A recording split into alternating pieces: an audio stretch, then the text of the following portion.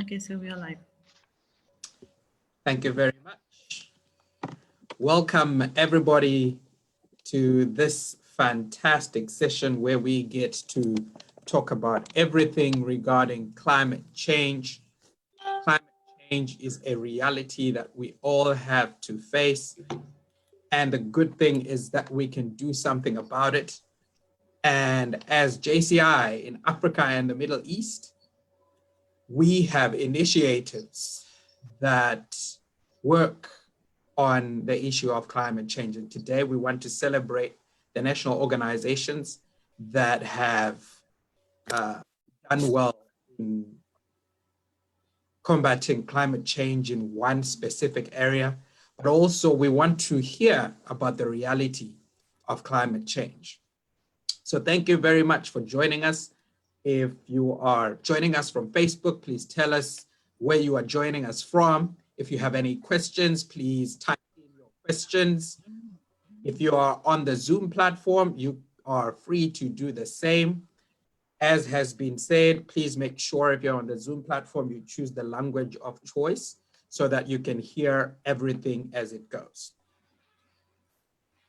Without further ado, I would like to welcome the chairperson of this conference that we have been having, a fantastic leader in the name of the 2020 JCI Executive Vice President, Madame Asha Oklu. Can we please give her a good round of applause as she comes on? Thank you. Thank you very much, Vice President Uno, and all members present from Africa and the Middle East, and all the viewers of Facebook. Good morning from Africa and the Middle East. Well, we are connected today, and I would say the last day of the conference, and just to see the impact of what we've been doing. So the aim of this session, as Vice President Uno mentioned, is to see how a simple commitment of national leaders of Africa and the Middle East that has been creating the ripple effect, so that at an individual level, we can contribute in saving the planet and contribute to the betterment of our environmental conditions. We all have a role to play as active citizens, and not only in GCI. And through our actions, we can easily transmit that positive energy so that at the end of the day, our respective community and around us, our partners and stakeholders can see the impact that we are creating at an individual level, and then we can bring them along in this particular journey. So the iGreen Africa and the Middle East campaign has been initiated from a campaign that has been successfully implemented in GCI Lebanon. And so based on that, so this was presented last year in the World Congress in Estonia. And so just speaking from that, the success story of the campaign that was held in Lebanon, as preparing for 2020, I said that this is something that at a national level, individual level, and regional level, we can just simply contribute in a simple way. It doesn't demand much financial assistance. It's just a way of contributing, and we can easily involve all members of society to create that sustainable impact. The results won't be visible right now. The results will be visible in years to come. And each and every organization or member that has participated in this particular campaign will see how they've been contributing to the successful sustainability of our planet. So bringing this initiative forward during the National President meeting, we exposed the project, and I would just like to thank Marie for this particular initiative and the whole team of GCI Lebanon, which are very close to my heart, not only because of the catastrophe that has been happening since the last few weeks, but also because Lebanon has been our home, the home of Africa and the Middle East national leaders in Beirut in January for the National President meeting. Thank you for GCI Lebanon's hospitality and for the warmth that you gave us, that we were able to bring that energy to sustain throughout this year. Thank you once again. So taking that into action, we brought this project to the leaders, because as you all know, we can have an idea, but we need to have the team with us to implement, because those really creating impact will be the national organization and the local organization members. So we have the commitment of the national president at the Lebanon national president meeting. And they were to say that if we are having 13,000 members in Africa and the Middle East, minimum we can have 13,000 endemic plant or trees planted in our region. So this simple seed that was planted in the mind of national leaders of Africa and the Middle East brought into this amazing project that is taking really a ground overview in Africa and the Middle East. I won't be talking a lot about this project because I believe those who have been really involved in creating the impact to do so during the panel. So as you know, our conference this year, we are also having the regional partnership summit. And as a way to combine the community impact that we are creating, we can stick to our own organization. So this is why we're having a secretary who will be talking about the climate reality project, where we will see if we can, at the end of the day. Can you hear me now? It's cutting out a lot. A lot. So is it better now? Yes. Now it's better.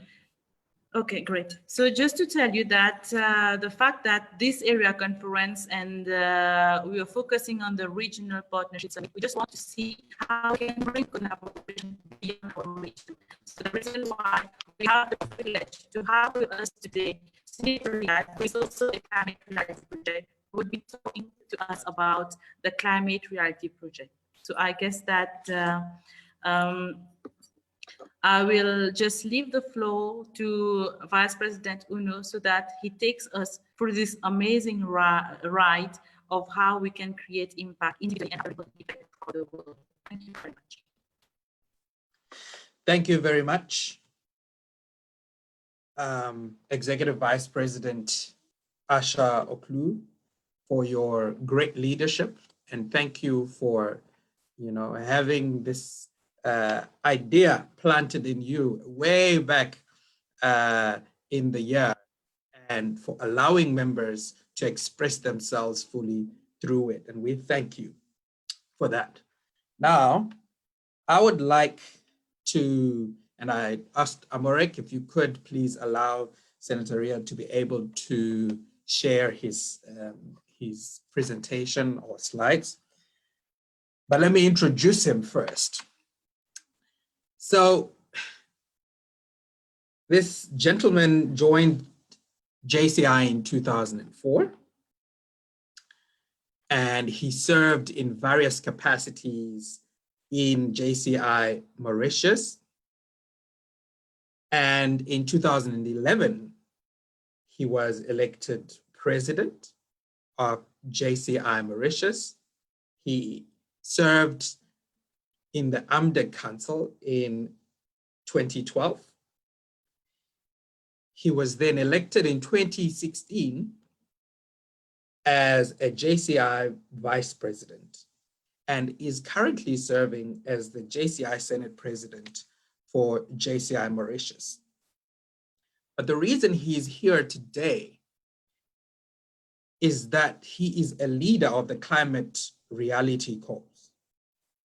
He formed part of a select group of trainees who were provided with a deep understanding of the latest climate change science, as well as best practices in public speaking, social media, leadership, communication, community outreach, and organizing. He also had the opportunity to be amongst those who were personally trained by former US Vice President Al Gore. He has done several leadership acts and was the only leader who gave Al Gore's presentation in 2 different countries with the 24 hours reality. During the last global training that he was, and he is now, during the last global training, Riyad was a mentor. He is fluent in English and French, but I will not go into all those details. Ladies and gentlemen, we have no other greater speaker to be here to present to us on the climate change reality than Senator Riyad. Please take the floor. Please, let's give him a round of applause as he presents to us. Thank you, Vice President, for this presentation. Okay, I will share my screen and we'll just take it from there. Okay.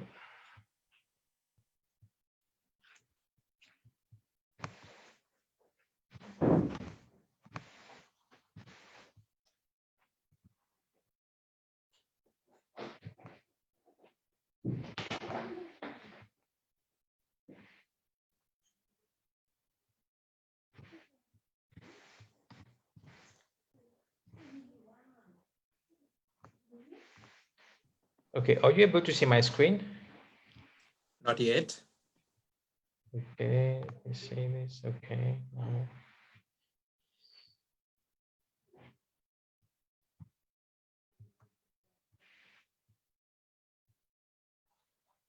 It's loading now. Fantastic. All right. So what we are going to go through today for the next 25 minutes, 25 minutes, we're going to go through the Climate Reality Project, which has been initiated by the former Vice President of the United States, Vice President of the United States, and Nobel Prize winner, Al Gore, who, by the way, was also a JCI member in 1974 for JCI Nashville. So I have joined his organization in 2016, and I was trained by himself personally in Texas, Houston. And from there on, I have been a climate activist, and now I'm even helping in the World Congress of the Climate Reality Project. So without much further ado, what we can see on the screen right now is the sun, which is rising, and we are going to see a blue stripes. The blue stripe actually represents the atmosphere. When we are standing on the earth and looking up, we may think that the atmosphere is very huge, but this is not the case. If we take a regular car at the speed at the highway speed, we'll be able to cross the atmosphere in 1.5 hours. So it is a thin shell that is that goes around our planet Earth. Now you can see the first picture that was taken by Apollo 13. This was taken Apollo 17, which was in December 1972, which from where we can very clearly see the African continent, the Africa and the Middle East. We can see the big island of Madagascar, and we can see also the Antarctica, a big block of ice, what we can see on the South Pole. I will ask 3 questions. We are going to answer 3 questions today. Must we change? Can we change? And will we change? The first question is, must we change? Let's go and see whether we must change our habits, whether climate change is a reality or not. So as I told you, this thin shell, which is covering the Earth, is actually being considered as an open garbage, meaning that we are spewing in the atmosphere so much greenhouse gas that we are becoming an open sewer. It is as if in our own house, instead of throwing the garbage in the bin, we are just throwing it in our garden, and eventually it will get full and we will not be able to circulate. So what's happening is that we are keeping every day, we are sending loads and loads of pollution gases in the atmosphere, and you're going to soon see what are the effects. To understand the effects, we have to understand that solar radiation comes to the Earth in form of light waves, and it passes through the atmosphere. This radiation is being absorbed by the Earth, and then it warms back the atmosphere. So it is not the sun that directly warms the atmosphere. It is the sun warms the Earth, and the Earth in turn warms the atmosphere. So some of the energy is radiated back into outside the atmosphere in forms of infrared waves. And then some of them is being trapped within the atmosphere. And this is totally normal, and this is which is good because this makes the Earth a place where we can live, because it warms the earth sufficiently that it becomes convenient for all human beings to live on. However, with the increase of carbon dioxide concentration within the atmosphere, what's happening is that more infrared radiation is being trapped. Why is it being trapped? Because we are spewing every day 1,152 million tons of man-made global warming pollution in this very thin shell in the atmosphere every 24 hours. We are becoming an open sewer for the atmosphere.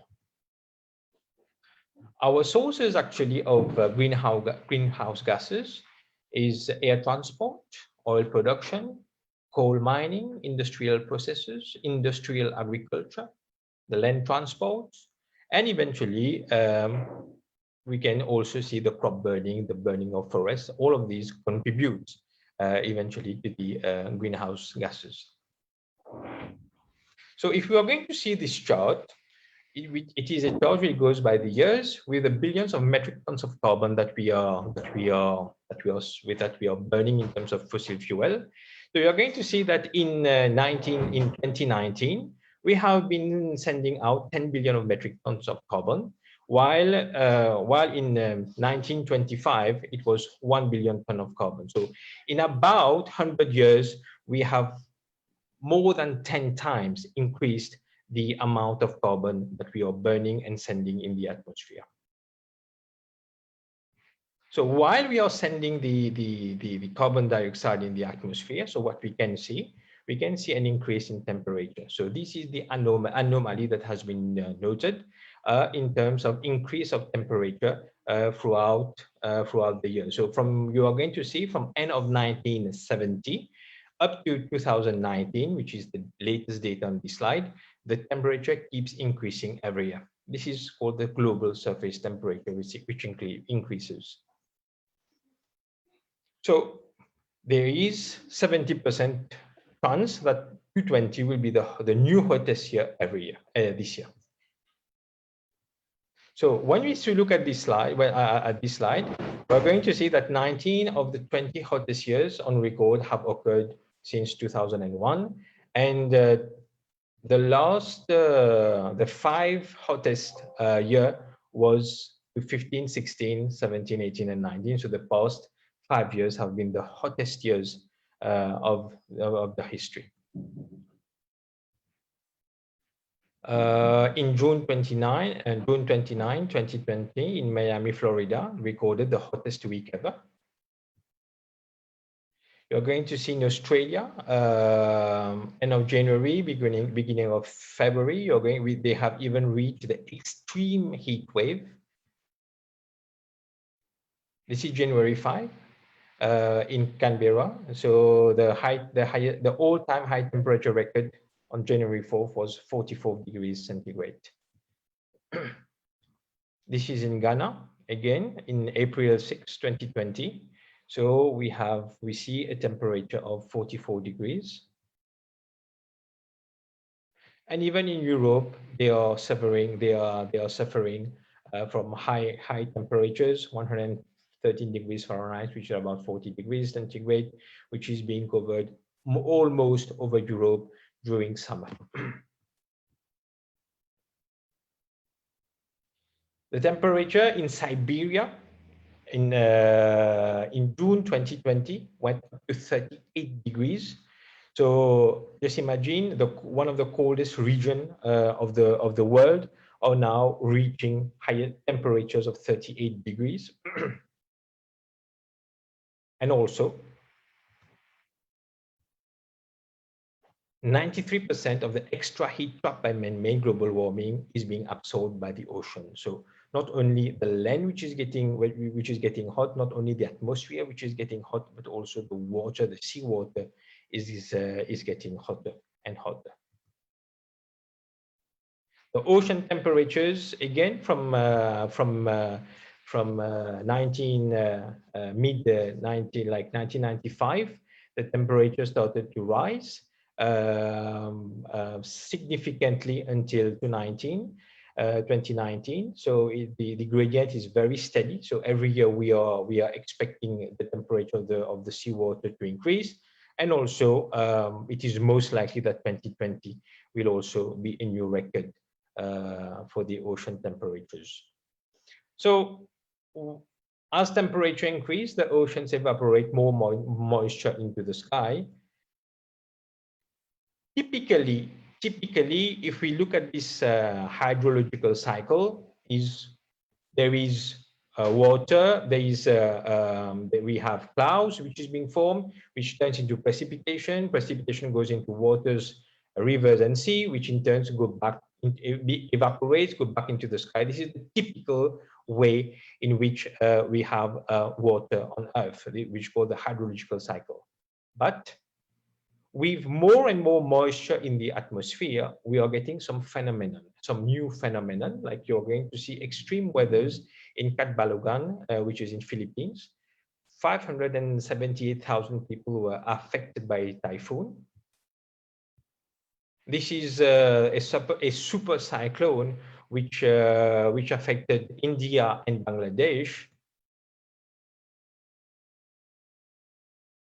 You're going to see here, what we can see here is a whole region which has been totally destroyed because of excessive rainwater. This is in India. So where they were not only facing the challenge of COVID-19, but they were also facing the problem of a cyclone.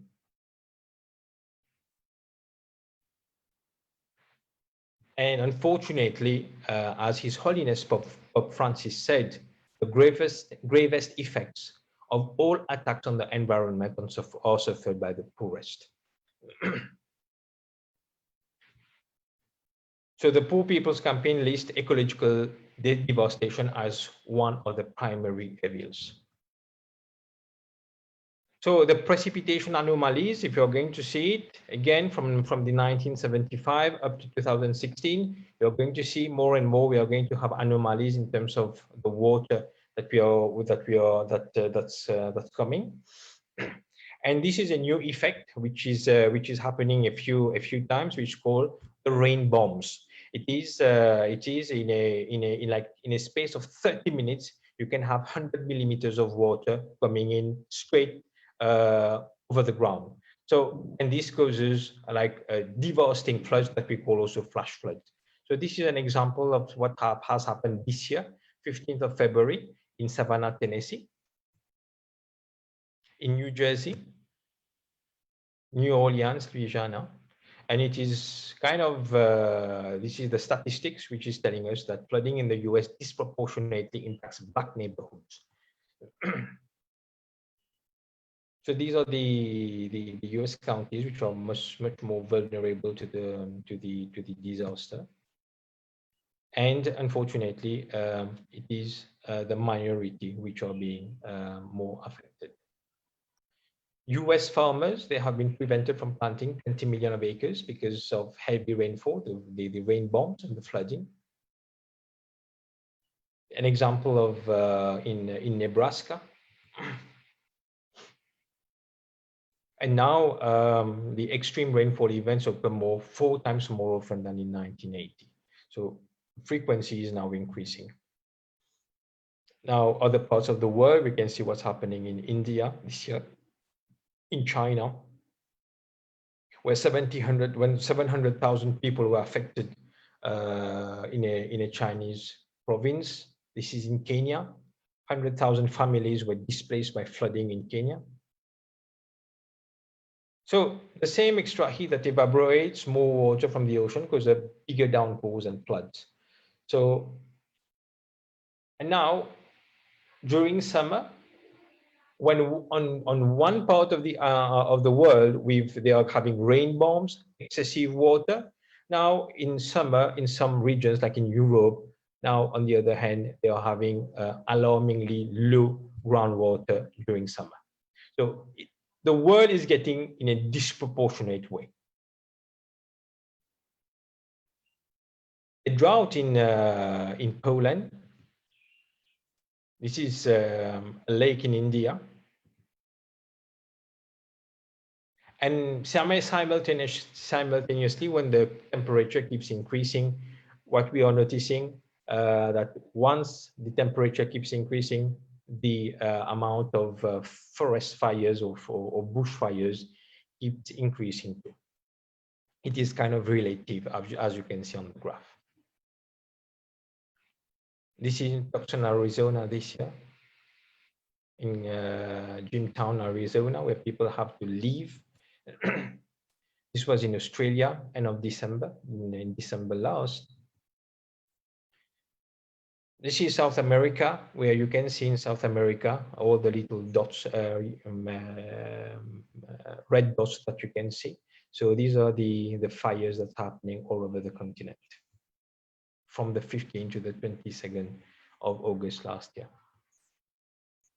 In Greece also, like the Prime Minister, the Greek Prime Minister said, climate change is taking its toll on Southern Europe.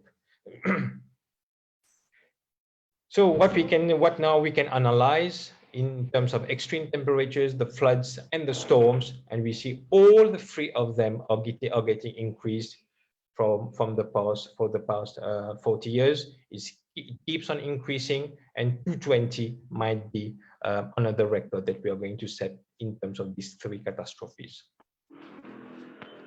This one you are going to see here is the southwest part of Greenland, which is called the glacier, which is a name. This is in summer 1935, and you're going to see same thing in summer 2013. When in 1935 it was a glacier, in 2013 it is now a river. So we can also see, so these kind of information will never be provided to you on the media.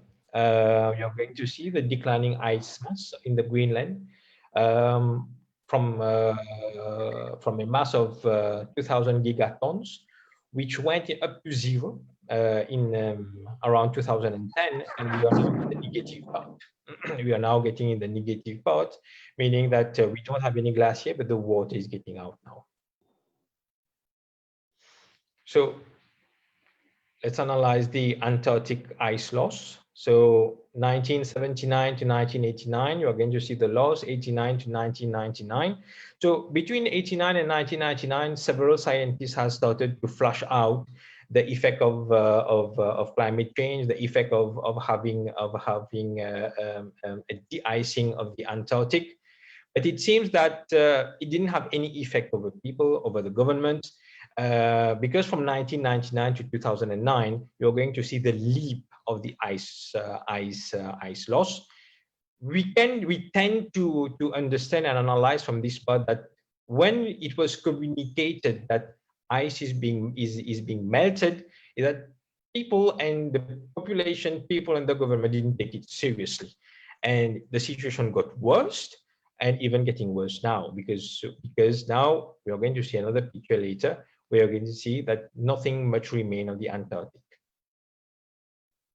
So the 10 cities that are very much affected in terms of population risk, you're going to see the downs there, which is basically in the India, in the Asia region. Now, in terms of asset risk, these are the countries which are going to be most affected. So now there's nothing, but also the small insular island like Maldives, Mauritius. These are the countries which are also pretty at risk. This is a typical picture of what has happened of the flash flood in Miami Beach, Florida, where we could see that in a ground parking, where we do have an octopus like in the ground floor parking instead of a river, instead of being in the sea.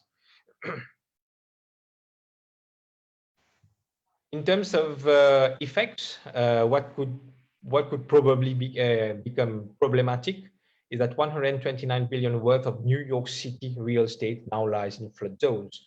So with the increase of, with the melting of the ice, we'll have the increase of level of the sea, and then eventually which is going to put certain cities and certain people at risk. So Kiribati has been the first nation to purchase land in another country to house its climate refugees. And the US Department of Defense has clearly stated that climate change will likely lead to food and water shortages, pandemic disease, dispute over refugees and resources within a few years. So this is how people is getting out of Croatia because of effects of climate change. They don't have any job, so they are just leaving Croatia. These are the farmers there. It is also considered as a medical emergency. You're going to see, we go fast here. You're going to see how usually the viruses which were typically in the tropical areas has now moved. For instance, like you're going to see the chikungunya, which is usually present in the sub-Saharan tropical areas. Now you're going to see that it is also available. It is now also in Europe. You are going to see the West Nile River, which was on the east coast, which happened on the east coast of Africa. Now you're going to see happening in getting there into the north part of Canada. The dengue fever is now in the Pacific Ocean. So we have this problem that the tropical disease are now spreading all over. So as climate change, the human expands into Earth's remaining wild places. So what's happening? 5 new infectious diseases are emerging on average every year. So this chart will show you the average death rate of people, which is attributable to air pollution. A study of 324 cities in China has found that 15 to 22% COVID-19 cases have been happening into elevated areas of nitrogen dioxide, where the particulate pollution goes above 2.5. So the death rate due to the COVID, you're going to see the death rate for the Black Americans from COVID is more than twice of the white Americans. So the minorities are unfortunately the most touched people regarding climate change and also regarding pandemics like COVID-19. We are also at risk of losing 50% of land-based species.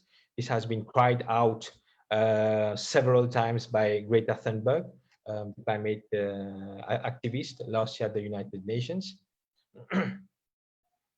And this is which is coming to the cost of carbon. So by having loads of carbon in the atmosphere, so this is what's happening to us. Okay, we have political instability, drought, ecosystem loss, eventually sea level rise. But all of these is going to affect the global economy. So if I say, must we change? I think definitely yes, we have to change. Now, can we change? Yes, we can change because we have solutions at hand, proven solutions. So let's see these. Let's see the reality. Okay, in 2000, it was projected that the world wind capacity will increase by 30 gigawatt, but actually it has increased by 22 times more. So this is the global wind capacity, which is increasing. Let's see the solar energy now, which was expected to grow 1 gigawatt per year by 2010, which was projected. It was a projection made, but in reality, it has exceeded by 17 times. And in 2019, by 121 times. So the installation of PV installation has kept increasing, and also the price of the solar panels kept decreasing. In 2020, it was like $0.20 per watt of electricity produced.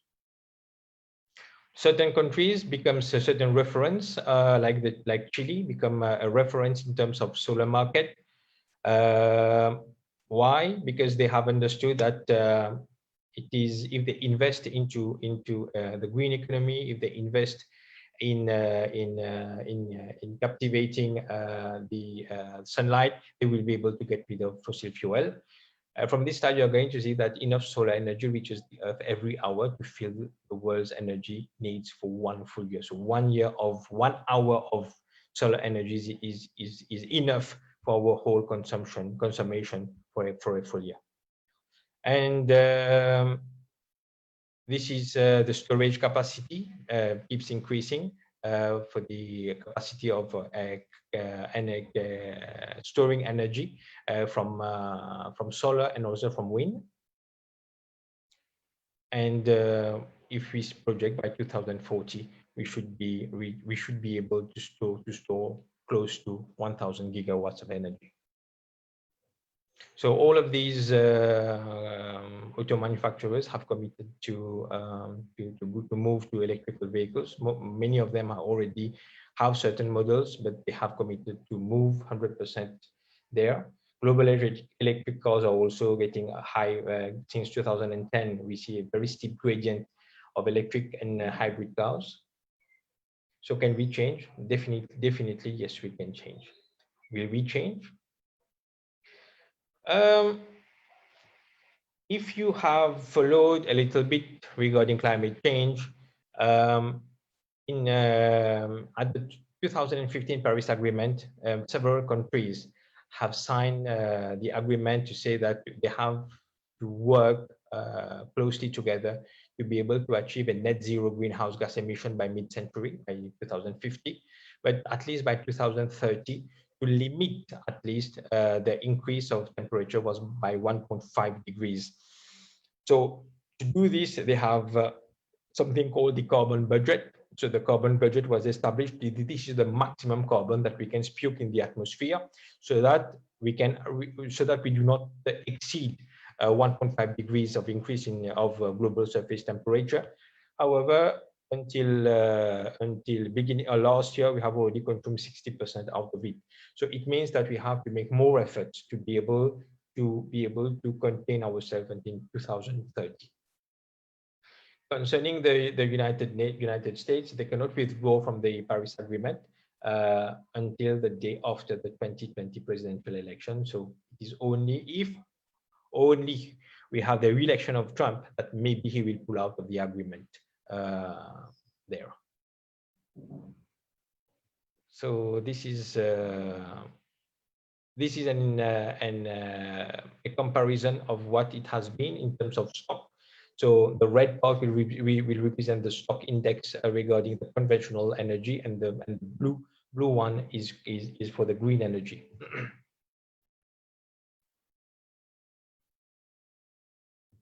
So let's move to this one. So many companies, 240 global companies, have made a commitment to go 100% renewable. So these companies who have signed the agreement.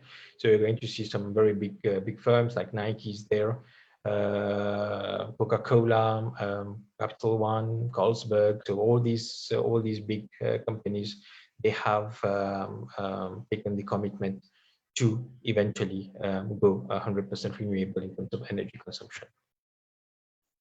So there are also several people are getting together. They are understanding that the climate change is real. It's not fake. It's not fake news. It's just happening everywhere, and everyone is concerned. So now people are using their voice, certain are using their votes and their choices to fight for their future, their community, and their world. But what about us, JCI? So how are we going to go around this? So I think that personally, in the way I see things, is that climate change is certainly a reality that we cannot deny from all the data and the stats that we have gone through. But everyone has to put their hands in there. Al Gore very often says that every single action counts. It doesn't mean that if you do a little action is that, and the others are not doing that, it doesn't count. No, it counts. Every single thing that you do, it counts. Like, for instance, at my own house, 50% of my consumption of electricity is now on renewable energy. coming from solar panel. So this is something. This is my contribution towards climate change and the way that I want it to be. I want, and in 2-3 years, probably 100% will move in renewable energy. So everyone has to do their share. So how are we going to achieve this? Is by changing behavior, changing the way that we live, changing the way that we think, that we talk, and that we act. So this is the way in which that we will be able to make sure that we combat the effects of climate change. So you can use your voice, your vote, and you make your choice, speak the truth to power, like your world depends on it. So this is the another picture from what you can see from the blue marble. You can see a shrinking of the Antarctic on this one. Why? Because global warming is a reality. The irresponsibility of several nations has caused that we are now suffering from this increase in global surface temperature, increase in water, in the temperature of water. We are having flash floods, and people are suffering from that, communities are suffering from that, and minorities are suffering the most. So from there on, I'll say thank you to you.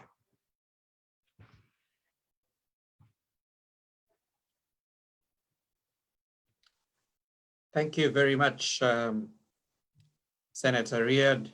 What a sobering presentation. A presentation that really gives us what the picture of the reality is, what our reality is in the world. And I think we are getting information that we cannot ignore. Thank you so much. If you have any questions, please keep them and write them on so that by the time we finish the second presentation, we can address these questions. Now, coming up next, as I said before, there are efforts that JCI in Africa and the Middle East have been taken. And in those efforts, a project came to mind, and it is called the iGreen Africa and Middle East. This project has its name birthed in the country of Lebanon, in the city of Beirut, which we are holding dearly in our memories at this time. And in that city of Beirut, there is a young lady who joined JCI not so long ago. In 2019, actually. She's an architect and an urban designer. Once she joined the organization, she got herself involved as the VP in community development in 2020. She managed the iGreen Beirut project. And we've also asked her to coordinate the iGreen Africa and Middle East project and help to make sure that this happens all over in Africa and the Middle East. I would like to call upon Marie Khalife to come in and present what the work on the ground has been as far as the iGreen Africa and Middle East project has been. Marie, you have the floor. Please, Thank you very much. Thank you very much, Uno, for the introduction, as well as the opportunity. And a massive thanks to Senator Riyad for this presentation. I think it was extremely necessary, and really hope that everyone takes very important information with them. Welcome to the iGreen Africa and Middle East panel discussion.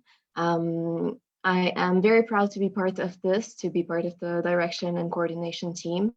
And let me tell you a bit about iGreen Africa and the Middle East, how it came about and what it is. So as EVP Asha mentioned, this campaign was launched in January of 2020 during the National President's meeting that was for Africa and Middle East that was hosted in Beirut in Lebanon. And it was inspired by a project that I'm incredibly incredibly proud of, called iGreen Beirut, that since 2017 has been working actively with the community as well as with local partners to bring greenery to the city. And now it's incredible to be able to be doing that in more than just one country and to be uniting efforts together as we are all actively working together to impact as one to bridge the gap. So the purpose of iGreen Africa and Middle East is to provide JCI members with development opportunities that will empower them to combat climate change and its challenges. This is through education, partnerships, and grassroots actions. We have three main objectives. First of all, to educate the youth, to educate ourselves, but as well as our communities about the urgency of climate change and the importance of action. Second of all, to be the organization that will bring all sectors of society to combat climate change. We're actively working with local partners, with local communities, and hand in hand with those people to be able to have a complete action that involves all stakeholders. And third of all, our objective is to plant a maximum of trees in the Africa and the Middle East region by the end of December 2020. The first goal was to plant 2 trees per JCI member, but as we have been seeing in the last couple of months, the impact has been amazing from all our Africa and Middle East countries. Obviously, the situation hasn't been easy for a lot of us. In the midst of COVID-19, under those very challenging and unusual conditions, our national organizations have been working so hard to prepare and apply very resilient strategies that are adapted to the situation, as well as seeking for long-term goals. There has been amazing and inspiring work that has been done all over to plant the seeds of a fruitful future, hand in hand with local partners and communities. In the last months, we have seen amazing fieldwork coming from JCI Benin, Botswana, Cameroon, Ivory Coast, Lebanon, Niger, Nigeria, Senegal, Syria, Togo, Tunisia, and Zimbabwe, as well as great enthusiasm and strategies coming from national organizations that might not have been able to be on the field yet, but that have prepared online strategies and strategies for the future that we're all looking forward to see. Today, we are meeting with 4 countries who are a representative sample of the overall amazing work that has been done, that has been accomplished. I would like to introduce Baudelaire Couton-Bognon from JCI Benin, Rosemary Motusi from JCI Botswana, Marwa Bededi from JCI Tunisia, and Tinashe Komboalo from JCI Zimbabwe. They will all be taking turns answering 3 questions that sum up basically their national experience and also can inspire every other country. So the first question that we will be discussing, the first topic, is the challenges that were met along the way and how national organizations overcame them. Baudelaire, if you could give us your insight first, please.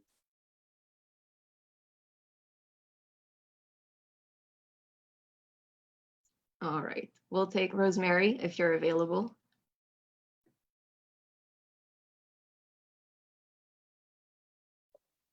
Greetings, everyone. Like introduced, I am Rosemary Motusi, JCI Botswana 2020 Executive Vice President. Today, I'm here representing my country on a beautiful project, iGreen. So I am to answer the question that was posed by Marie right now, which is the challenges that we encountered when implementing this beautiful program. First of all, as we all know that we are hard hit by the current pandemic, the COVID-19, it was our main barrier. So we managed to conduct 2 projects at the moment with the plan to go on to conduct other ones. So with the first program, which was our main program, because we were launching the program, the main challenge was that we could not have as much people as we wanted because of the COVID-19 regulations. Our main plan was to have all the local organizations taking part and this beautiful launch of the program. And also as much as giving the awareness to the people of Botswana to pave way for upcoming iGreen events. So, like I said, the turn-up was not as much as we have envisioned it. Another challenge is that when we conduct our events, most of the times, or let's say, most of the times we depend on donations, we depend on sponsorships from individuals, from businesses, from companies. With this pandemic, it has affected our people financially. So it was not easy for us to source or solicit the resources to help us, to carry on with the events as planned. So we ended up having to, calling other people into the program in terms of partnership so that we can combine the little that we have for the success of the program. Yeah, that's all I can share with you. Thank you. Baudelaire, are you available? Baudelaire, est-ce que tu es disponible? Oui, Marie, je suis là. Voilà, donc la question sur les challenges que vous avez rencontrés et comment votre organisation les a dépassés. For everybody, Merci beaucoup, you Marie. check the French translation, you can check interpretation on the bottom of your screen and click on English. Merci beaucoup, Marie, pour l'introduction. Bonjour tout le monde. Merci au sénateur Riyad pour la brillante présentation. Alors, au niveau de la Jeune Chambre internationale Bénin, nous avons effectivement commencé la campagne iGreen dans ce contexte particulier de COVID-19. Pour ce qui est des difficultés rencontrées, la première difficulté que nous avons eue est déjà d'ordre logistique du fait que nous n'avions pas des ressources financières disponibles. Alors, grâce à la bonne volonté des membres du comité de projet qui a été mis en place, nous avons pu démarrer les activités avec les dons et les ressources que nous avons pu mobiliser au sein déjà de l'équipe. L'autre difficulté que nous avons eue, c'est la difficulté d'adhésion des membres au projet, du fait de sa méconnaissance, je dirais. Et alors, pour y parvenir, pour pouvoir pallier à cette difficulté, nous avons initié des séances de présentation en ligne. Nous avons présenté iGreen déjà aux vice-présidents nationaux de la Jeune Chambre internationale Bénin. Nous avons présenté ensuite iGreen aux présidents locaux. Et ensuite, nous avons fait également une présentation en ligne à nos volontaires, puisque nous avons au niveau de la Jeune Chambre internationale Bénin lancé un appel à candidature pour quand même avoir une équipe de reporters qui constitue en fait nos ambassadeurs locaux. Une autre difficulté que nous avons eue, c'est la mobilisation de membres. On pouvait déjà s'y attendre. Alors, face à ça, nous avons mis en place une équipe d'ambassadeurs locaux dont je parlais tout à l'heure. Nous avons également, pour la participation aux activités, mis à disposition de nos membres des cache-nez à l'effigie de iGreen, ce qui a suscité quand même certains membres. Nous les avons rassurés et insisté sur le respect des mesures barrières de distanciation, surtout au niveau de nos activités. Donc, tous ces aspects ont fait que nous avons eu des membres qui ont adhéré aux activités. Nous avons eu la participation active de nombreux membres pour nos activités. Et la dernière difficulté que nous avons eue, c'est celle relative à la mobilisation des autres acteurs. Et là, ce que nous avons fait, c'est nous avons fait une campagne de connaissance de iGreen et ensuite une campagne de sensibilisation pour vraiment mobiliser les autres acteurs de la société autour de iGreen au niveau de la Jeune Chambre internationale Bénin. Voilà quelques difficultés que nous avons eues au niveau du Bénin. Merci pour votre partage. J'appelle Marwa, if you can give us your insight, please, from JCI Tunisia. Yes, thank you, Mary. Welcome everyone, all protocols observed. So I'm here today on behalf of our national EVP, Safwan Alayet, who is the coordinator of the project in JCI Tunisia. The first challenges and the main challenges were, first of all, how to get the word spread within nationwide in order to have more impact and have the project be more efficient.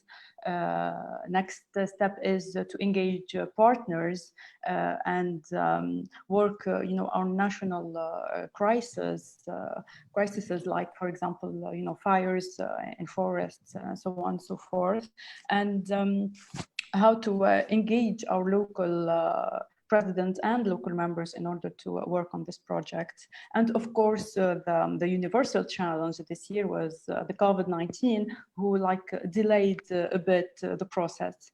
Another challenge we are facing currently is, let's say, the slightly unstable political climate, which is like the change of the government currently in Tunisia, but we are getting through that. So how did we handle this?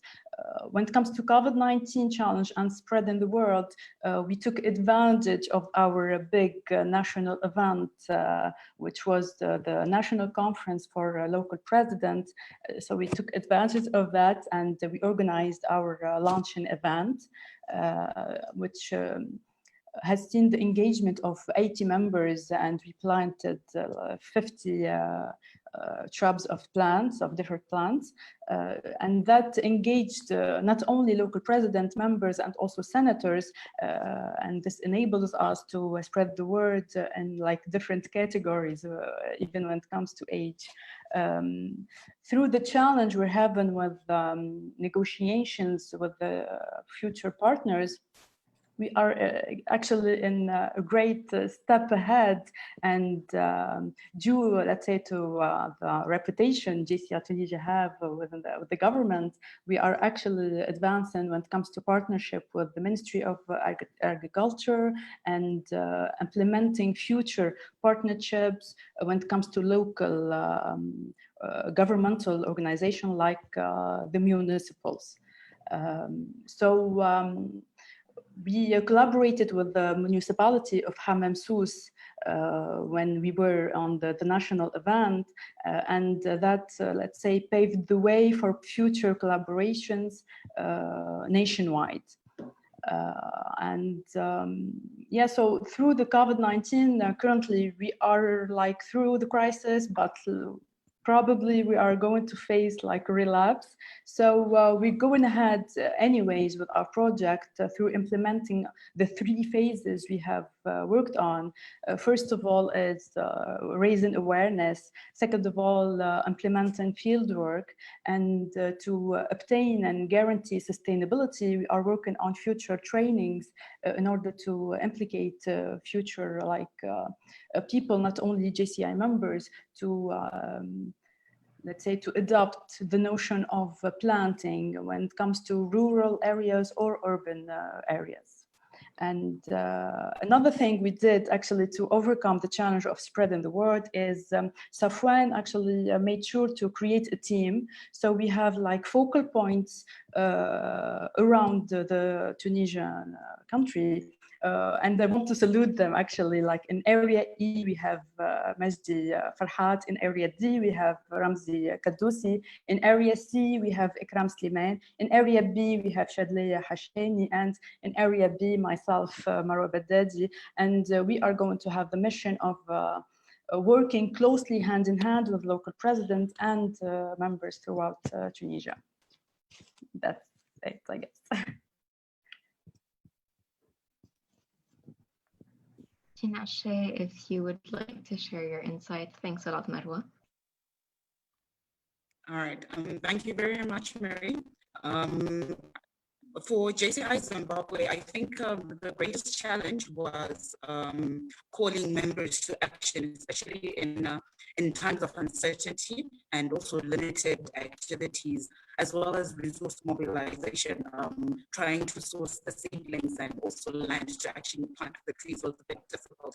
I think, but how we managed to get over those challenges was by partnering with like-minded institutions. We have partnered with the Forestry Commission. We also partnered with the Middle State University as well as the Environmental Management Agency, who have actually helped with providing probably 80% of the resources that we needed, including orchards where the trees could be planted as well as the seedlings as well. So I think those are the major challenges for JCI Zimbabwe, but we managed to, by partnering with with like-minded institutions, it helped members realize that it doesn't have to be a solo effort, but we can actually do well by partnering and coming together with people.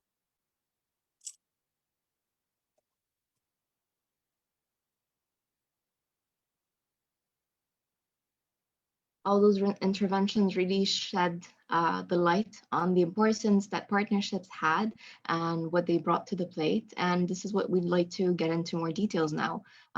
So how did you set up those partnerships? How did it go? And what did each of them bring to the plate and help move the project forward? Baudelaire, si je peux t'appeler pour répondre à la deuxième question sur les partenariats. Oui, Marie. D'accord. C'est bon? Oui, c'est bon. Okay, au niveau des partenariats, ce que nous avons commencé par faire dès qu'on a lancé le projet iGreen, c'était le 1er juin, on a commencé par identifier nos potentiels partenaires.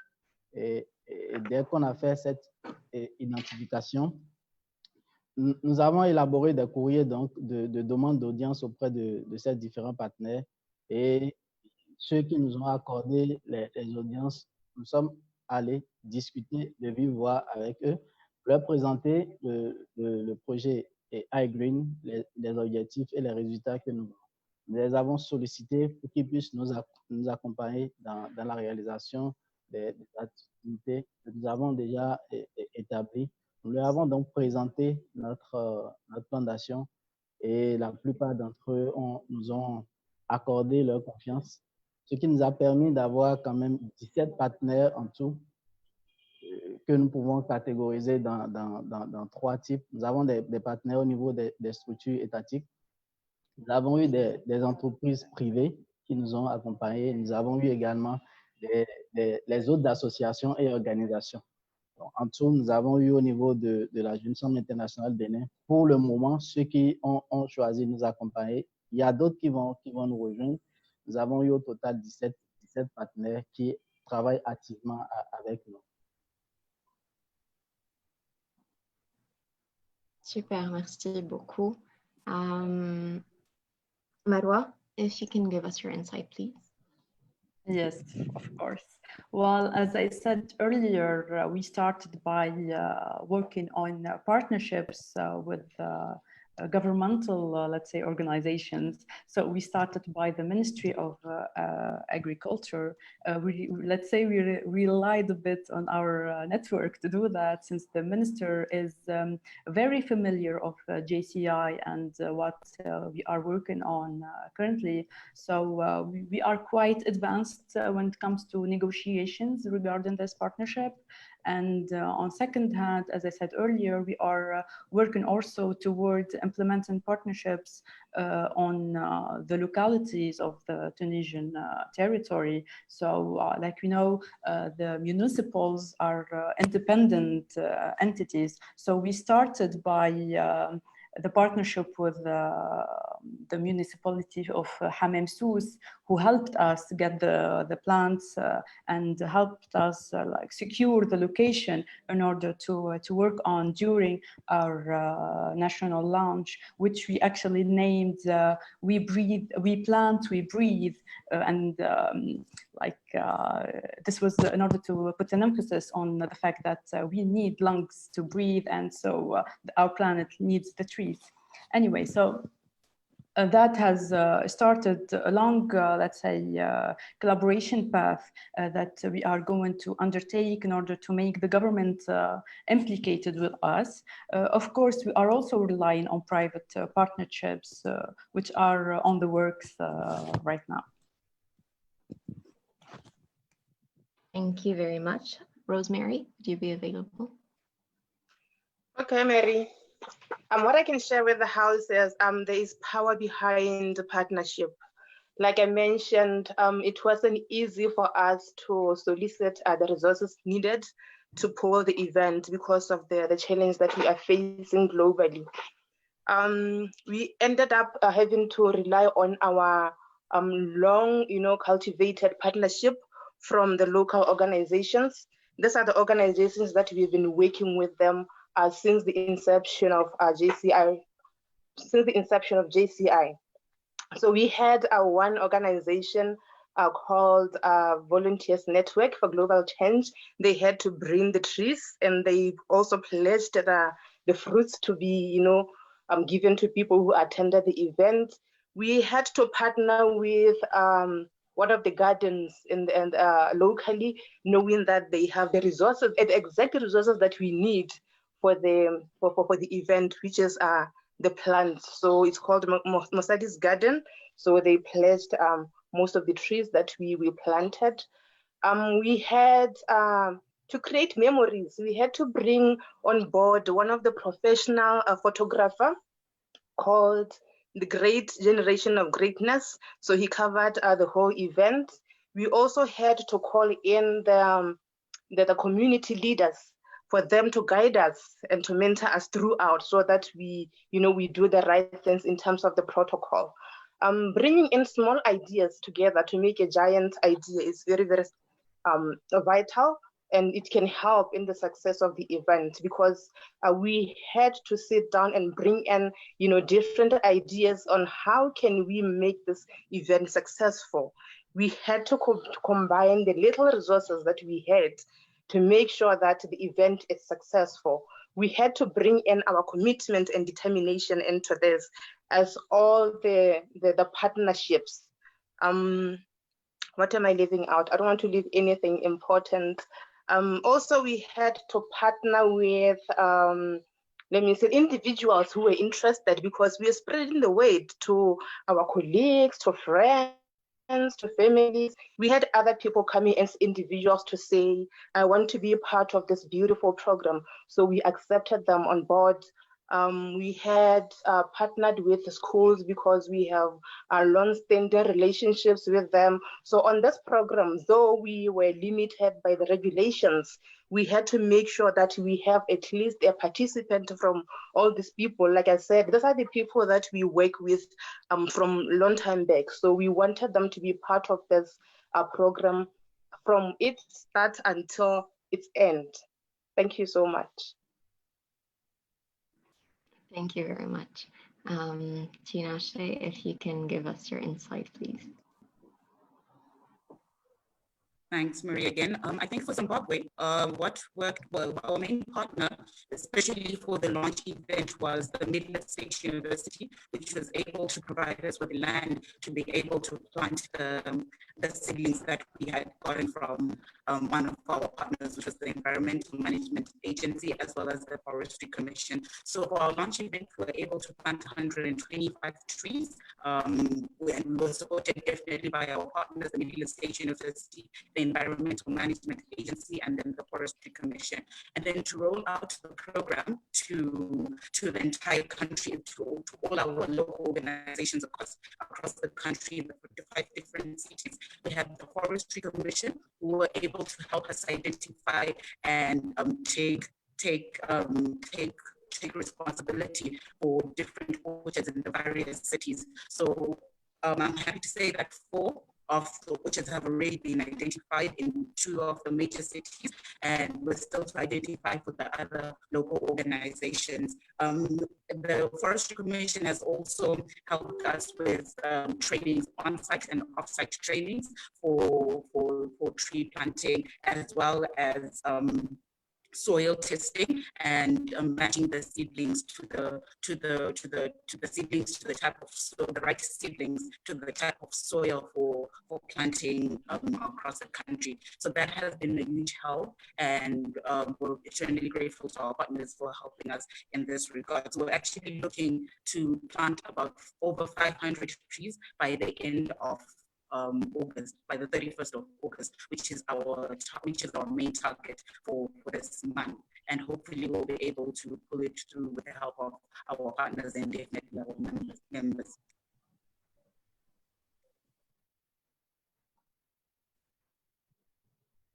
Thank you very much. We're going to move on to our third question about the direct impact that the project itself had within the JCI members and also with the local communities.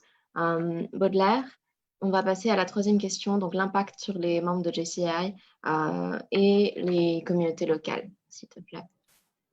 Merci beaucoup. Avant de parler d'impact, je voudrais quand même profiter pour remercier tous nos partenaires qui nous ont permis d'atteindre quand même les résultats déjà à mi-parcours, à mi-exécution de ce projet. Ces partenaires, je voudrais le rappeler, nous ont permis d'avoir quand même mis en place, je vais dire au total, 1760 plans que nous sommes en train de suivre, que ce soit au niveau étatique, où ils nous ont aidés à avoir des plans, des terreaux, que ce soit les entreprises privées qui nous ont permis d'avoir quand même des cages et des moyens financiers pour pouvoir sécuriser ces apps que nous avons mis en place, que ce soit les associations et organisations qui nous ont fourni un appui technique énorme. Je voudrais vraiment les remercier et leur dire que nous sommes dans la droite ligne, qu'ensemble nous allons véritablement atteindre les objectifs de iGreen pour ce qui est de la Jeune Chambre internationale Bénin. Parlant d'impact, je dirais que l'impact de iGreen, il est un peu tôt de parler d'impact, mais nous pouvons déjà sentir l'engouement au niveau de la communauté et au niveau des membres. Au niveau des membres, je prends pour exemple la campagne de sensibilisation que nous avons commencée. Il a fallu que nous faisions toutes les présentations de iGreen, de ce que c'est que iGreen, toutes les campagnes de connaissance de iGreen pour avoir quand même des reporters, des volontaires qui nous ont joints et qui ont bien voulu mettre à notre disposition des ressources humaines pour qu'on puisse ensemble réfléchir et proposer de belles actions à l'endroit de la communauté. Toujours impact au niveau de la communauté cette fois-ci. Nous avons remarqué quand même un certain engouement au sein de la population, une certaine prise de conscience de nos communautés locales où des actions, des initiatives ont commencé par naître. Le dernier site que nous avons, le site que nous avons mis en place au niveau du Bénin ici, nous avons un comité qui a été mis en place sur propre initiative de la communauté locale pour surveiller, pour nous faire le suivi et nous faire des relais pour ce qui est des plans qui ont été abîmés, des plans qui peinent à prendre le relais, des plans qui manquent d'eau. Ça a été une initiative spontanée de la part des communautés à la base que nous avons remarqué. Donc, parlant d'impact, nous ne pouvons que avoir ces éléments. Et un autre aspect de la chose, c'est que lorsque nous avons commencé cette campagne de sensibilisation, qui est actuellement en cours, que nous avons commencé depuis le 27 juillet, les messages que nous envoyons, ce n'est pas des messages qui sont rédigés en fait par le comité de réflexion du projet iGreen. Ce sont des messages que le membre individuel, les membres au sein des communautés locales nous envoient. C'est une ou deux phrases qui décrivent le mieux leur engagement par rapport au climat. Au fil du temps, nous avons eu une affluence de membres, les messages fusent de partout et on se demande si on va pouvoir finir la publication de tous ces messages avant la fin de l'année. Voilà un peu en termes d'impact ce que je peux rapidement dire. Merci beaucoup, c'est très motivant. Marwa? Thank you, Mary. Well, I think the major impact that's happened through the launch, as I said earlier again, is that how the members were implicated, whether themselves or through the local president. That's like we made them responsible, and they felt that they really are able to create like palpable change and to create that impact when it comes to climate change. So what we also like collected when it comes to impact is raising awareness that we wanted to work on in the first place. So we had local president, as I said earlier, senators, members who were like more interested in the issue of climate change, more aware of what's happening in the country. And what we try to do is also talk about the different areas in our country. I know Tunisia is a small country, but we do have a lot of variety when it comes to nature and environment. For example, when we talk about the south, we talk about the risk of deforestation. So that was let's say, a point of motivation in order to talk that we want to prevent deforestation in the south. And when we talk about the north areas, we are talking about recent fires that happened in forests. So now we're talking about reforestation actions and trying also to make partnership with forestry commissions. So that also was a motivating aspect to the members there who overcome this, let's say, catastrophe, natural catastrophe. And when it comes to, let's say, members in urban areas, we are talking about urban plantations and like motivating them, saying we can plant in our balconies, we can create gardens. And so that created, let's say, an enthusiastic atmosphere when it comes to this project. And we are seeing the impact and the interest happening through the launch and forward. And as I said, we are already implementing the strategy we have worked on to maintain the sustainability, especially, and to train future people who will be capable on themselves to plant whether trees or different kind of plants. And this type of conscious we have worked on is really interesting because it's not naturally interesting for everyone. It's not the issue everyone is focusing on, especially in this current climate. Like, we are talking about politics, we are talking about economic issues, especially with the COVID-19 crisis, but to raise the awareness about the climate change and how we, simple members, simple people, we can really create a huge impact through only planting a tree, for example, and how that will create a sustainable impact. That was really encouraging and motivating for the members. So I would say that's the huge impact we have gained through our, let's say, first launch and back in June. So yeah. Thank you very much. That's so great to hear. Rosemary, please.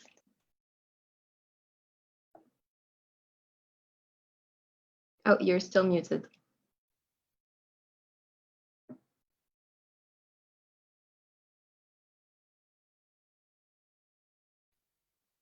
Sorry about that.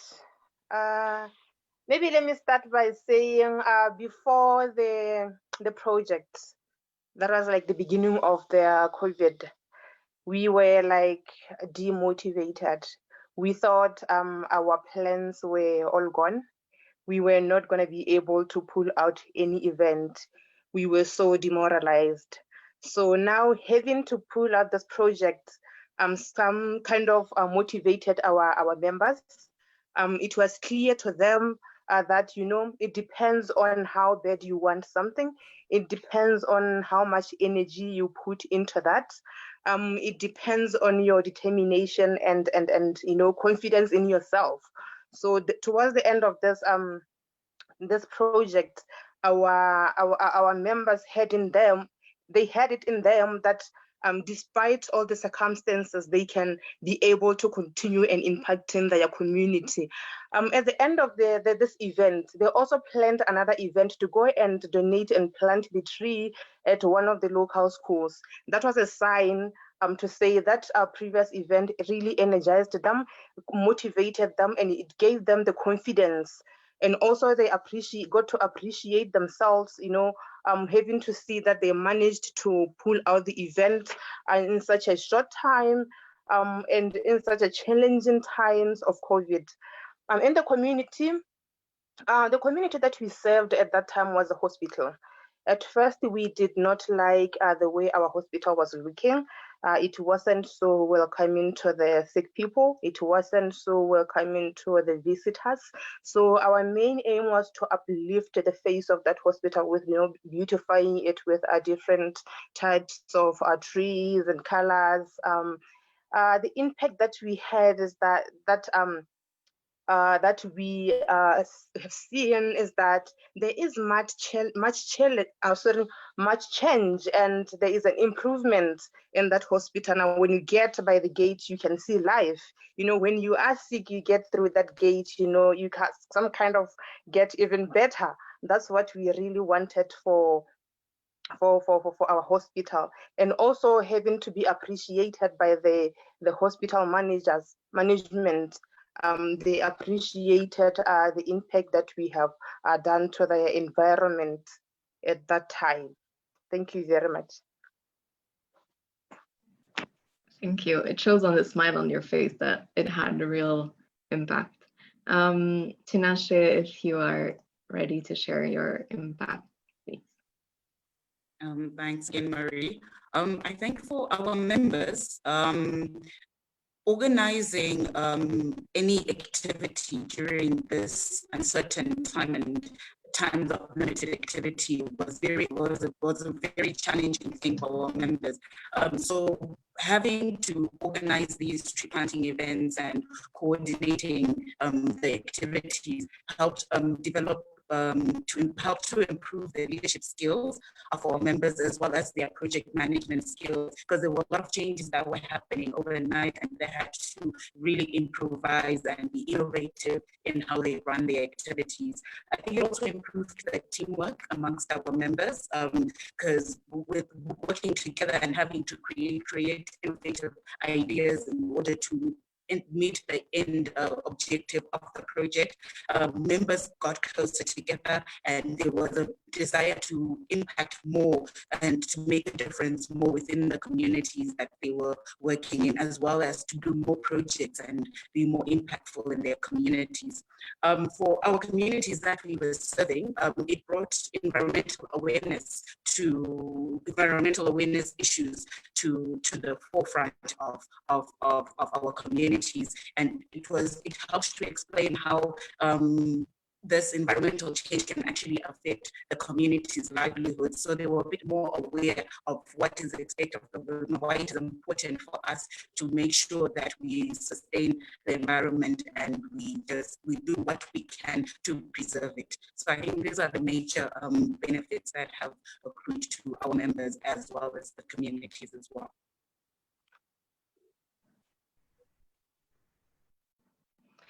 Thank you very much, Baudelaire, Rosemary, Marwa, and Tinashe, for sharing your insight and experience, and to everyone for listening. This representative sample is clearly a testimony to show us how through like-minded partnerships, awareness and education spreading, grassroots actions, as well as the motivation of active citizens, the impact that we have locally, nationally, but also regionally is so important. As we conclude this panel, I would like to share a few visuals from some national organizations that were presented in the mid-year report, but that obviously did not include all initiatives. This report was made in July, so we have more updates from JCI Cameroon, from JCI Niger, from JCI Ivory Coast that were sent in, but that were not part of there. But I would invite you to view all of the efforts, to check out the social media platforms. It's iGreen AME on all social media. Can you all see my screen? All right, so this was the mid-year update that was released in July that covers a few of the projects and the incredible actions that were held online. And massive thanks to the coordination team for the project that made it all come together. So we have pictures from JCI Benin, as we saw today with Baudelaire, pictures from JCI Botswana, JCI Lebanon also, even though we've had problems on the way with the situation. JCI Nigeria also with their Go Green campaign that has been going on for a while now. JCI Senegal, JCI Syria, JCI Togo, JCI Tunisia, as Marwa presented, and JCI Zimbabwe. So here are our social media platforms. I would highly encourage you to see everything there, as all of the latest updates from the countries that were not in that report are there. I think it really shows us that all responses and strategies are truly inspiring, and I'm sure like we're all looking forward to see what's coming in the next few months, but also the long-term impact that this project will have, the legacy of this campaign that is very highly important. Thank you very much for joining. Thank you very much, Marie, and thank you so much for the panelists that we had. So now it's time to get to hear some questions on both presentations on what has been happening in iGreen Africa and Middle East, as well as Senator Riyad's question. So if you have any questions, please post them on the chat box. I have a few that I've observed and I've taken through. Senator Riyad, if you can hear me, question for you is, what kind of business, are there any business opportunities that JCI members can take advantage of in this whole climate change reality challenge that we have? And if so, what kind of ideas can come up with that? Yes, thank you for the question. Yes, actually what we have been witnessing right now is there are many opportunities that is becoming into the climate change aspect. So this is what we call the green economy. So a country, when it wants to go into a green economy, means that this country has the willingness to fight climate change. And these countries, they start to give you just to give to the population several opportunities in terms of businesses that entrepreneurs can do in green economy. Like for instance, recycling. Recycling is an opportunity in the fight against climate change. The recycling of electronic parts, the recycling of plastics, the recycling of paper. So these are opportunities that GCI members could grab. There are also opportunities into solar farming. Like in Mauritius, young people are being encouraged by the government to invest into solar farms. So they can invest into solar farms, have a loan with very low interest rate, and eventually you just have to make the investment, and the local supplier of electricity in Mauritius will buy you all your electricity as an established rate. So the investment is there, and the return on investment is just straight.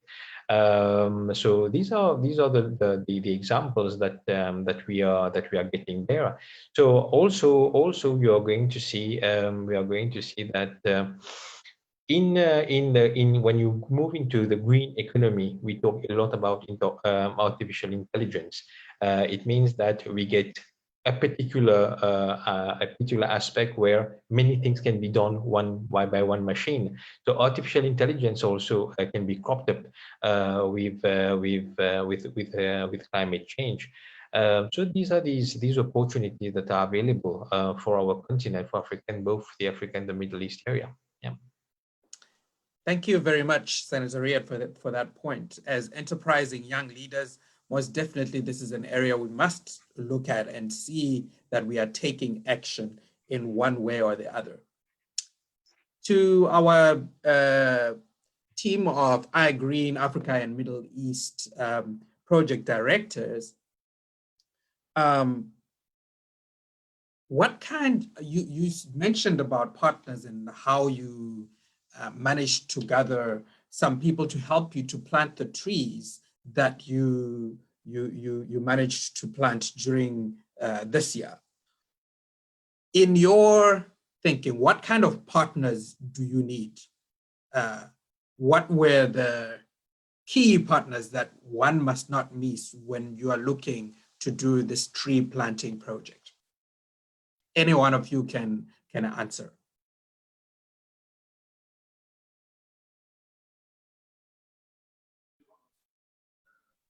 Can I say something? Go ahead, Mara.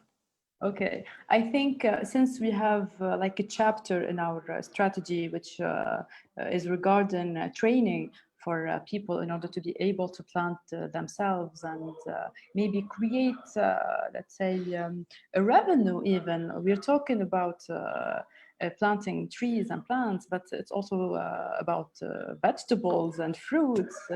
It can actually expand to another level, and we can also talk about being, let's say, independent when it comes to food in the future, especially during this crisis. So future partners can be like the training centers that are tackling the plantation issues, and the one who are teaching a new methods and modern methods when it comes to planting, with more, let's say, ecological approaches, with more implementing natural resources rather than chemicals, etc. So I think that's also direction we are going to take, if I'm talking about Tunisia, is also engaging training centers other than the government and other partners to help people take action. So it's also especially about sustainability and how to make this action sustainable for the next few years, if it's not indefinite. Thank you, Mara. Thank you very much. And I like the point that you raised about awareness and awareness partners. And I don't want to leave without having to ask Senator Riyad as well about an opportunity for partnership. It seems to me when you went through your presentation, there was a reality that we all felt on the climate change issue. And there's a lot of awareness campaign that we need to run to make people want to see this as an urgent and important matter. I'm sure you heard in many of the comments from the project directors that members and generally many people taking up this project there isn't much motivation unless they are super aware. What is it that we could do with you, Senator Riyad, and the organizations that you are associated with to increase awareness of this within JCI Africa and the Middle East? Thank you, VP. You see, actually, the climate change is a reality as we've seen it. Okay, so we all have to act on it. So it is not first an option than to act on climate change. It should become compulsory to act on climate change because we are all facing the crisis. And even some members are not aware of it, or the population are not taking it into consideration, but we are already facing all the negative ripple effects of it. So what could we do? It is important that we include in our plan of action something regarding the climate reality, something regarding the iGreen. The iGreen has already started something. We speak a lot about the planting of trees, which is a good thing, but you don't get the results immediately. You will get the results in 10 years when the plant will reach maturity. One tree absorbs 4 tons of carbon dioxide to release 3 tons of oxygen. So this is not going to happen when it's still a small plant. So the action that we are doing today is not enough by only planting trees. So what we have to do is to take other concrete examples. So from my presentation that I've showed is that what are actually the causes of greenhouse gas. So we've seen that the main one is fossil fuel. So an awareness or going into a direction where we encourage our countries in Africa and the Middle East to get out of fossil fuel and going more for renewable energy is a campaign that we could have done, that we could do on a continent level. We could also go for responsible consumption. Excessive production of cattle, for instance, produces 4% of greenhouse gas. It is the same, and for the planes, for the aviation industry, it is 5% of greenhouse gas, and for the cattle is 4%. So if we promote responsible consumption, we could lower this figure. So we should take root those actions regarding climate change. And there is another phenomenon regarding climate change is the use of computers. For instance, many of us uses Google as email. So going to the Gmail, and this is free. So we have 15 gigabytes free of email space. So this allows us to keep lots of emails with attachment on the server without deleting them. And this causes the amount of electricity needed to power these servers throughout the world contribute to 3.8% of greenhouse gas. So if we become, we change our behavior and we say, let us empty in a periodic way our servers on Google Drive, we are going to use less space and less electricity to keep these computers running. So it's just a new behavior that we have to adopt. So if we as active citizens of JCI, we decide to turn the direction, to change our paradigm and to really go, we will be able to brainstorm and find little actions that we all could do that will bring a big impact by doing one collective action. Thank you. Thank you very much. And now I can see the chat box is getting heated with questions at a time that unfortunately we are kind of running out. What I will do is I will take note of these questions and address them particularly, maybe answering or asking the project team members to contact the individuals that are bringing out the points so that we can see how we can incorporate it onto the iGreen Africa and Middle East program. But let me thank the panelists. Let me thank the Senator for coming through, Marie, Maroa, Tinashe, Rose, my friend from JCI Benin. Thank you so much for coming through to this panel. The advice and the word is, if you cannot do anything in this year for anything, first of all, make yourself aware of the climate change reality that we have. And secondly, plant 2 trees. We have committed as JCI Africa and the Middle East to have the consciousness to at least do 2 trees as a minimum sort of action. And then we move on to the rest. Now, I would like to just allow me something, please. So if you send me the total amount of participants right now on this forum, I commit to plant 1 tree on behalf of every one of them in the coming days. Wow. Thank you so much. Thank you so much for them. I think we see 54 right here. Do you want the ones on Facebook too? Let's just put you for 54 at the moment. But please, let's all take responsibility. Let's all see that we do what needs to be done. Now, to conclude the 3 days of partnership, I would like to invite a man who has been working on the Partnership Summit program or project throughout, Vice President Achille, to come and present to us the resolutions that have come throughout this conference on as far as partnership is concerned. Vice President Achille, you have the floor. Merci beaucoup. On va donner la parole à… Merci beaucoup au vice-président Uno. Merci pour le travail formidable. Merci aux sénateurs, merci aux panélistes. Je voulais donner déjà la parole au président Bachir pour nous faire le point de la résolution du jour 3. Alors donc, président Bachir, tu as la parole pour nous lire rapidement les résolutions du jour 3. Et après ça, nous allons passer à la cérémonie de clôture où nous allons présenter toutes les résolutions. Merci. Merci beaucoup au sénateur VPI Achille pour m'avoir introduit. Merci beaucoup au sénateur Riyad pour la belle présentation ainsi que VPI Uno pour les différentes présentations.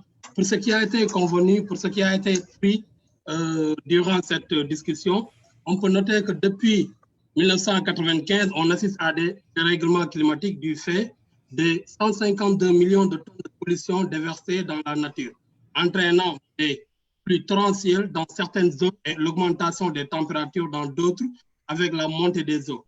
Près de 50% des espèces sont menacées et ont engagé la mutation des maladies. Comme résolution, il y a des réponses. Des réponses ont été apportées à cette solution, à cette situation climatique. Un changement impératif de comportement des pays, des entreprises et des personnes. La réduction de la pollution dans le monde et les émissions des gaz à effet de serre. La nécessité de changer avec l'utilisation de l'énergie solaire et étant écologique dans notre quotidien. La transformation responsable. Ce sont ces différentes résolutions qui ont été partagées dans ce domaine. Et parmi ces résolutions, on peut en noter aussi d'autres, apportées bien sûr par la Jeune Chambre internationale. La Jeune Chambre internationale, face à ces problèmes, à cette problématique, a amené le projet iGreen qui est né au Liban. À travers ce projet, nous avons cité ici l'exemple de 4 pays, en l'occurrence le Bénin, le Botswana, la Tunisie et le Zimbabwe. À travers ces différents pays, ils ont eu à élaborer le projet iGreen, allant de la campagne de sensibilisation du projet jusqu'à la réalisation des activités répondant aux exigences du projet iGreen. Et pour cela, les organisations nationales ont impliqué les membres au niveau local comme national, les autorités publiques comme privées pendant les opérations de la plantation. Et en 5e résolution, nous pouvons noter qu'il y a une économie verte qui est sortie à travers ces différentes problématiques, avec le recyclage des plastiques, l'énergie solaire, énergie renouvelable et la plantation des arbres fruitiers. Et par rapport à ça, on a noté une dernière résolution, en l'occurrence le partenariat. Il est important de prendre en compte dans nos plans d'action nos réalités climatiques avant de les présenter aux partenaires, ce qui permettra tout simplement de bien adhérer les partenaires dans les différents projets. Merci, cher VPI Achille. Merci à l'ensemble des membres de la commission résolution, en l'occurrence président Aminou, président Yassine et le président local Karine. Merci à vous tous. Merci beaucoup au président, merci beaucoup à l'équipe chargée de faire ces résolutions. Alors, ensuite, nous allons passer maintenant à la cérémonie de clôture de notre événement. Je voudrais rappeler que pendant ces 3 jours, nous avons eu l'opportunité de pouvoir vivre à chaque journée des thématiques assez spécifiques. Comme thématique, au niveau du premier jour, je voudrais simplement m'assurer que la régie est avec nous par rapport à la première journée de présentation. Nous avons pu avoir l'opportunité de discuter à travers la section du vendredi dernier, la citoyenneté active et la paix durable, cas de la DCI Tunisie et du PNUD Tunisie, où la DCI Tunisie et le PNUD Tunisie ont partagé avec nous leur expérience de collaboration, ce qui nous a permis de rentrer dans un open forum où les présidents nationaux et leurs partenaires ont partagé leur expérience à divers niveaux, ce qui nous a justifié l'importance de la Jeune Chambre et de la collaboration dans les actions que les organisations Jeune Chambre font à travers le monde. À travers le second jour, nous avons eu l'opportunité d'avoir un panel de haut niveau. Oui, un panel de haut niveau avec le premier responsable au niveau international en termes de représentativité de notre organisation après le président mondial, le secrétaire général, et un représentant des Nations Unies, de l'Union africaine, le docteur Rita, qui a été présent dans cette session. Nous avons notre partenaire privilégié depuis 2015, l'ambassadeur du World Business Angel Forum, qui était représenté lui-même en tant que fondateur, Ensuite, nous avons eu un chef d'entreprise venant du Niger qui représentait les entrepreneurs africains dans les challenges africains en termes de développement des affaires. Et pour finir, un expert dans le domaine de l'entrepreneuriat et qui était avec nous depuis la semaine dernière à travers l'Entrepreneurship Award, l'ami Zayad Barouni, qui est jordanien. Alors, à travers cette section, nous avons pu discuter du thématique l'entrepreneuriat des jeunes au cœur du développement de l'Afrique et du Moyen-Orient, ce qui a été très édifiant et qui, au-delà des 1h30 prévues, nous avons pu faire près de 2 heures de communication, d'échange, de questions-réponses, qui a été très apprécié. Et en ce dernier jour, nous y sommes encore. Nous avons eu du plaisir à partager avec le vice-président Uno et les panélistes de ce jour, surtout le speaker, le sénateur Yad, qui nous a reprécisé les challenges au niveau du changement climatique, les challenges que nous, en tant qu'individus, en tant que membres, en tant qu'organisation, en tant que partenaires, en tant que citoyens, en tant que gouvernants, nous devons prendre au sérieux dans tout ce que nous faisons au quotidien. Cette intervention a été suivie du partage d'expériences sur l'initiative iGreen, Africa&Middle que nous avons initié cette année, et à travers cette initiative, nous avons eu quelques représentants à travers un modérateur et la DCI Bénin, la DCI Botswana, la DCI Tunisie nous ont partagé leur expérience totalement sur cette thématique. Et pour finir, nous avons pu sortir de chaque section des résolutions. Et de ces résolutions, nous pouvons citer pour le premier jour. Pour le premier jour, nous avons pu retenir comme résolution.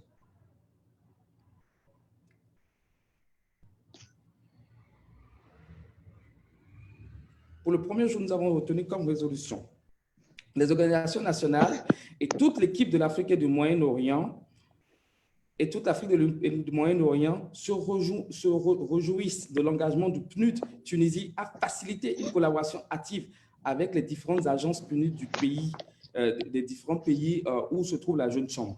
Et je voudrais remercier au passage à ce niveau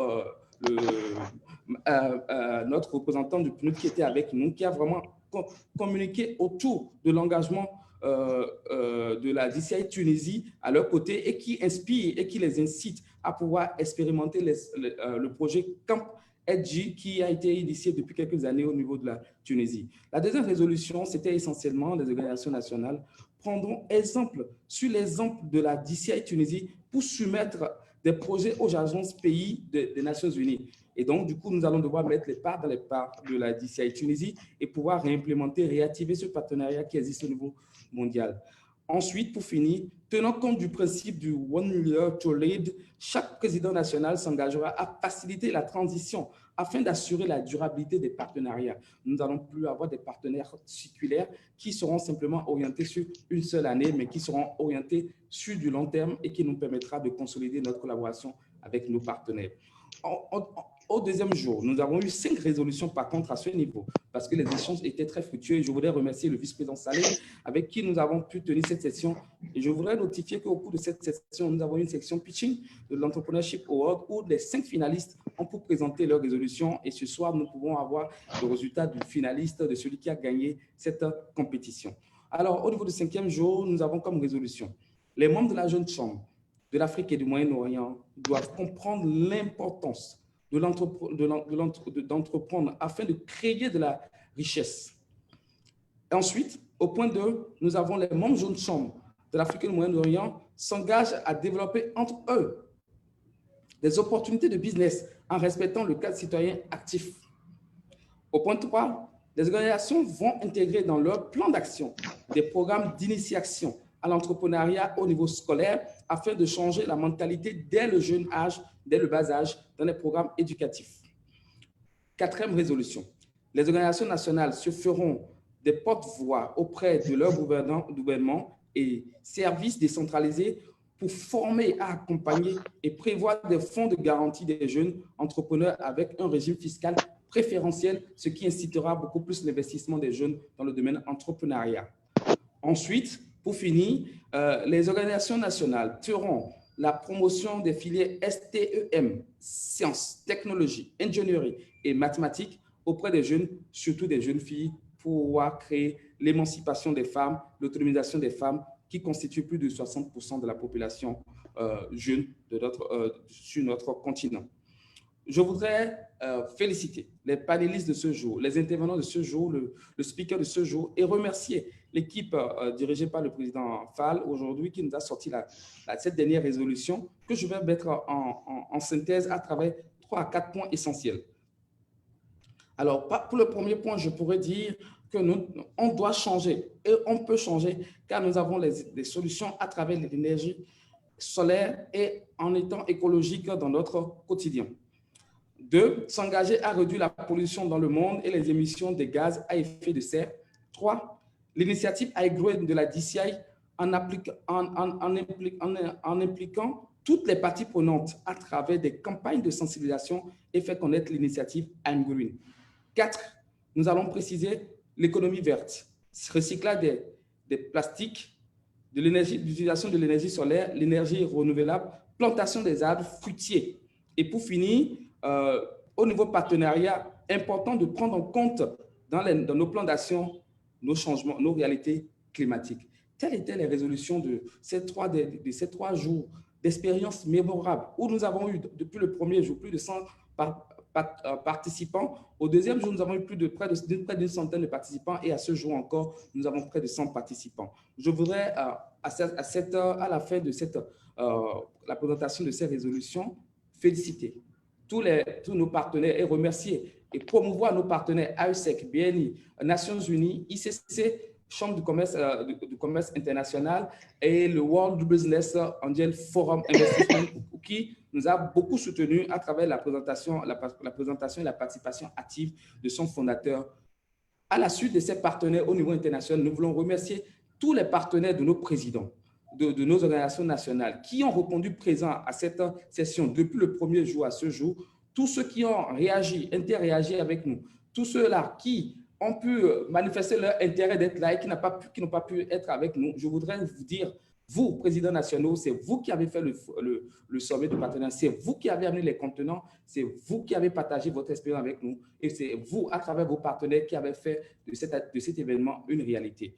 Et pour finir, je voudrais remercier l'équipe qui nous a soutenus depuis le début, depuis le Liban, où nous avons pris cette initiative. Nous avons travaillé à pouvoir sortir et pouvoir toucher du doigt cette première section en ligne. Je voudrais remercier spécialement celle-là qui, grâce à son leadership, nous a inspirés et nous a motivés et a pu unir toutes les initiatives à travers ce Regional Partner Summit où nous avons pu parler de iGreen, nous avons pu parler de formation, nous avons pu parler de l'Entrepreneurship Award. Je voudrais remercier la vice-présidente Acha.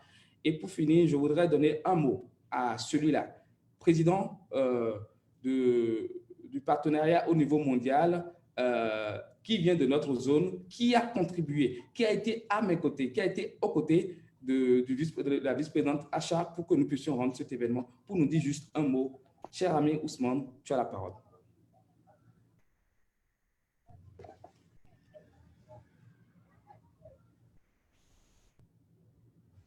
Oui, bonjour. Merci beaucoup. Merci Achille. Bonjour à tous. Je m'excuse de ne pas être pleinement compte tenu de mon état de santé. Je remercie en tout cas le bureau régional de la Jeune Chambre Afrique et Moyen-Orient, au rang desquels la vice-présidente exécutive Acha Oklo, d'avoir vraiment mettre cette initiative en place, qui est d'ailleurs très bénéfique pour notre zone. Et je remercie aussi par la même occasion tous les partenaires d'avoir accepté de prendre part à ce sommet régional organisé par le bureau régional de la Jeune Chambre Afrique et Moyen-Orient. Au nom du président mondial, Ita Maniere, je dis merci à tous ces partenaires. Et j'encourage aussi par la même occasion tous les présidents ici présents et tous les chefs de délégation ici présents d'aller toujours vers le partenariat, vu l'importance du partenariat, en tout cas pour notre impact. Il nous faut plus de partenariats, en tout cas, pour faire plus d'impact durable. Sans pour autant monopoliser la parole, j'encourage une fois encore ce genre d'initiative.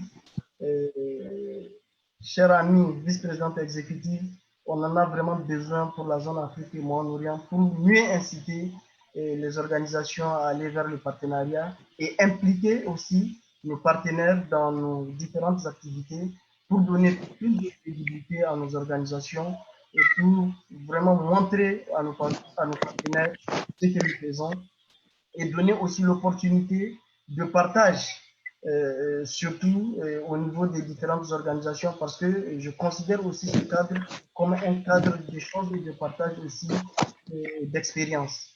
Merci beaucoup une fois encore. Merci pour penser à nous. Merci beaucoup. Merci. Alors, à sa suite, je voudrais donner la parole à celle-là qui a eu le privilège de coordonner cette conférence pour son mot de fin et pour son mot de remerciement et pour soumettre les résolutions que nous présentons pour que nous puissions les transmettre à l'international et veiller à ce que ce soit mis en place. Merci d'accueillir la vice-présidente exécutive Asha Oklo. Merci, Président Ousmane. Merci beaucoup, Vice-President Achille. So I can simply say that we really achieved the expectations of this regional partnership summit. Thank you all national president for having brought your partners, because there wouldn't have been any regional partnership summit if we wouldn't have been getting your partners, because it was really a platform so that we can value and also thank your respective partners. So having gone through these few days, we can only see the assets and the resources of Africa and Middle East. So let's continue on this ground. The resolutions will be duly submitted and circulated so that you can eventually share it with your respective partners. And thank you again, Achille, with your technical team, all the board of directors of Africa and the Middle East. And I cannot say and this summit without thanking the regional office director Tunji, Esther Diamo, and special thanks to Amorek for all the design, all the hard work that he has been doing since the beginning of this logo of the area conference, the partnership, till tonight with the logos and banners for the award ceremony. So on this note, I would just like to invite you to the award ceremony in few hours from now. So please have some rest, get dressed so that we can really enjoy and celebrate Africa and the Middle East youth. Thank you very much.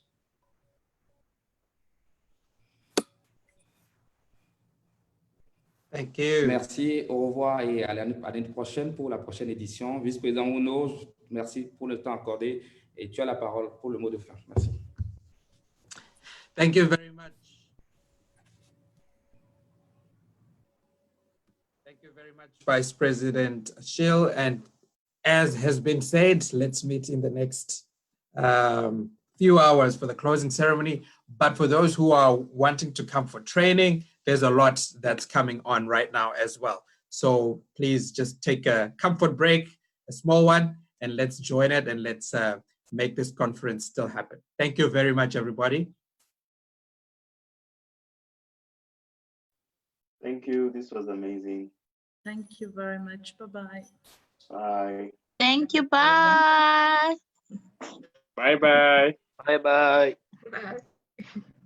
Merci à tout le monde. Au revoir tout le monde.